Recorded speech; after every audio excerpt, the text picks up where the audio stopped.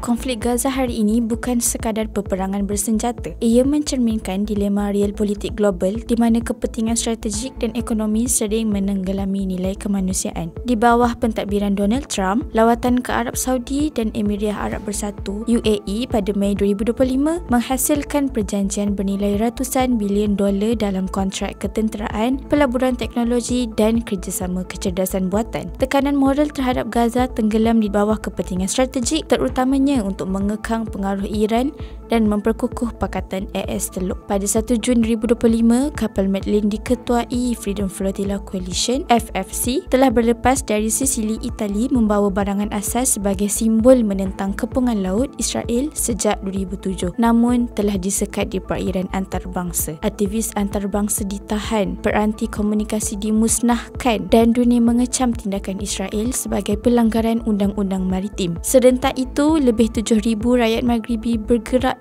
darat menuju Rafah menuntut pembukaan sepadan Gaza, memaksa perbincangan diplomatik di Mesir dan negara Arab Teluk mengenai hak rakyat Palestin. Real politik Teluk memberi keutamaan kepada keselamatan dan ekonomi, manakala solidariti rakyat bertindak sebagai tekanan simbolik kepada dasar global. Tindakan Israel, iaitu sekatan laut, tembakan di pusat bantuan dan insiden di Tel Sultan telah menarik kecaman global, memperlihatkan konflik antara pertahanan nasional dan penderaan rakyat Palestin. Flotilla dan konvoi meningkatkan tekanan diplomatik terhadap Israel, sementara usaha Israel membendung naratif digital termasuk membuang telefon aktivis menimbulkan risiko imej negatif di media antarabangsa. Solidariti global kini menembusi struktur real politik, mencipta dimensi baharu tekanan terhadap Israel. Krisis Gaza diuji bukan hanya oleh senjata tetapi oleh moral global. Real politik tanpa nilai etika menjadi rakus, sementara solidariti rakyat walaupun simbolik menegaskan bahawa suara kemanusiaan tidak boleh disenyapkan. Gaza memerlukan tindakan berani yang menyatukan moral, diplomasi dan keadilan, bukan sekadar perjanjian geopolitik atau propaganda.